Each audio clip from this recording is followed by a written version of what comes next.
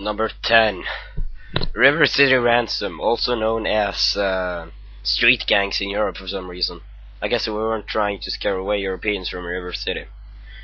This is what I like to call the start of the modern beat 'em up. As in, it added in RPG elements. This game is kind of fun to play co-op, but it's aged pretty badly when it comes to the sluggish controls. I was trying to play this with a friend, and he said he would enjoy it a bit more if the controls weren't that sluggish. I do agree with him, but his game is still pretty fun how it is today. Number 9, Life Force, aka Salamander in Japan, aka Life Force Salamander in Europe. Why so many titles for a shoot 'em up?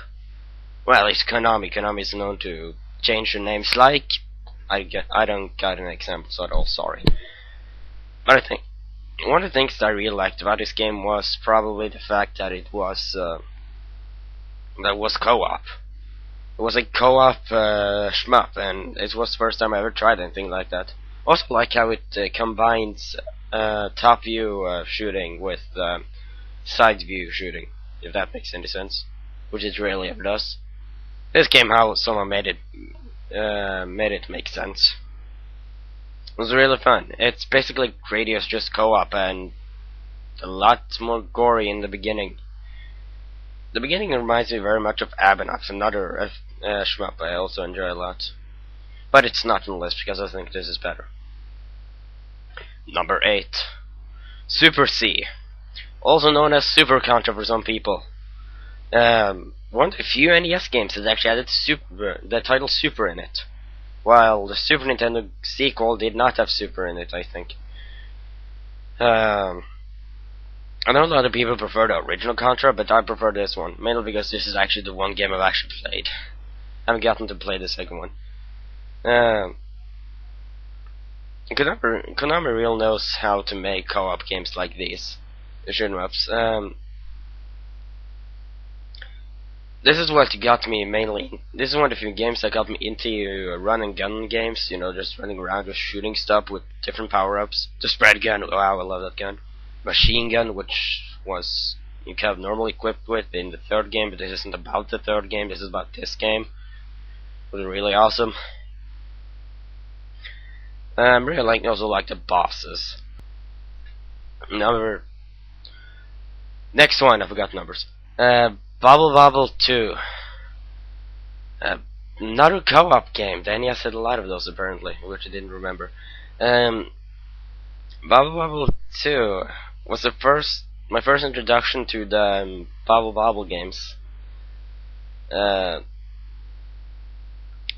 really like these games because they're co-op. Also, that just names of the guys, Bob and Bub. No, Bub and Bob.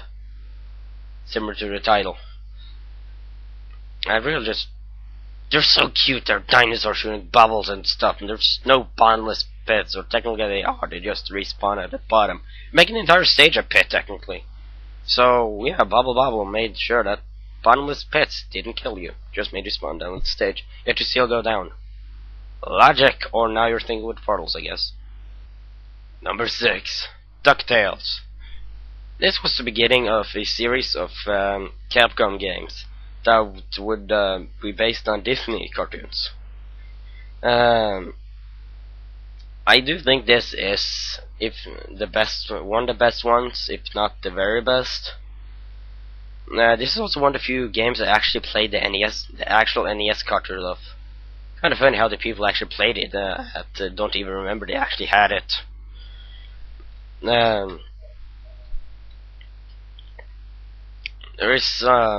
This game is somewhat Mega Man-ish to me, actually. Well, it's Capcom, it's supposed to be semi-Mega Man-ish. Everything Capcom did back then was Mega Man-ish. Not as much as Darkwing Duck was, though. Also, fun fact, the guy who directed it was also going to be the director of the Resident Evil series. Yeah, he went from Disney games to Resident Evil. That's somewhat of a big leap. Number 5. A game most of you probably haven't heard of, Little Samson. Also made by Taito, the same people that made Bobble Bobble 2. Or just Bobble Bobble series. What's Little Samson about? I don't even know the story, yet it has some brief cutscenes or events, I guess. It's a platformer. Also, no, I wouldn't compare it to Mega Man, even though one of the guys shoots spells at people. Yes, they shoot spells, not rocks. Unlike Mega Man, who's called Rockman in Japan. We're coming back to that later. One of the things I really liked about this game is how you can... There's 4 characters you can play between. The mouse, the dragon, the kid, and the golem. All of which play in different gameplay styles that... The levels are very well balanced around you are supposed to customize between these characters. Also, don't play this game on the easiest difficulties, because you won't get the true ending that way. I'm just saying, because I got somewhat disappointed when I thought the game was kind of short. It's a tad bit longer than that, but most NES games was short by then. Playing hard mode extends the game by 3 to 4 stages, I think. Number 4, Mega Man 2. Everyone has Mega Man on their list. Everyone, regardless of which Mega Man game it is. And I'm going the cliche way by having Mega Man 2. Mega Man 2, I think the main reason why I like this is because I just like how it has basic themes. You know, you have Woodman, you have Metal Man, you have Flashman. No, that's actually not the basic. You have Waterman. Also, I think it's the best Mega Man soundtrack, next to 9. Just generally the power-ups. I think the power-ups in this game was the best. I don't think Metal Man's weapons was obviously the overpowered one. But also had other power-ups you also could use to good effect. Not quite as good as Metal Man's though, so yeah, you're gonna use the Metal Man's weapon through the entire game though. Broken, but very fun because of it. Number 3, Kirby's Adventure. Kirby's Adventure, the first game that I played in the Kirby series. It was one of my favorites, second favorite one. When I first saw this game, I barely had even heard about Kirby. I saw his name, but nothing more about the game. So the game's got me curious. I was somewhat doubting to buy this game at first. I decided, okay, I'll just try it.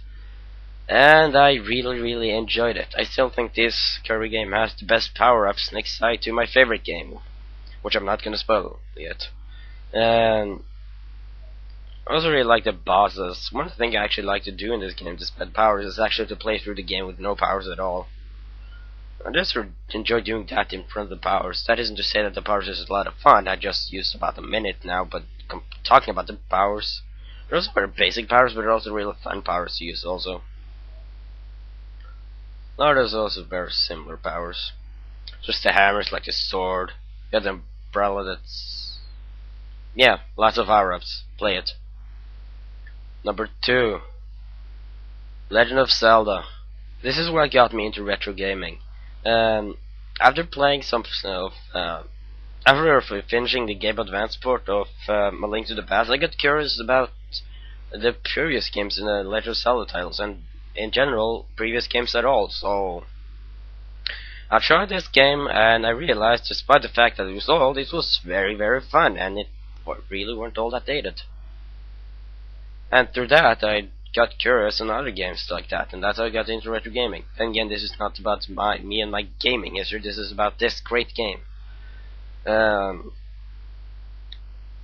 I said, this game really hasn't dated. It really hasn't been all that dated.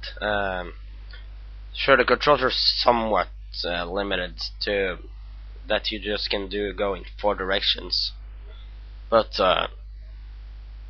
just how the game is structured, feel of it even really haven't dated at all. I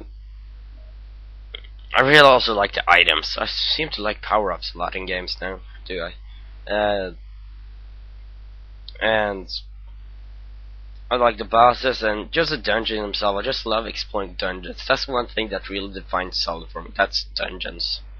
There's very few Zelda games that disappointed me in dungeons. This one is absolutely not one of them. The ninth dungeon, though, was the one I had the most problem with, obviously.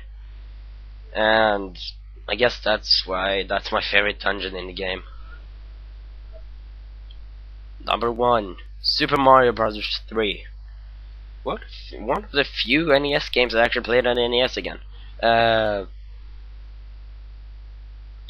know so. I don't even know how I know most of the secrets to most of the games I do. Yet I have a lot of the secrets in Super Mario Bros. 3 just burned into my head.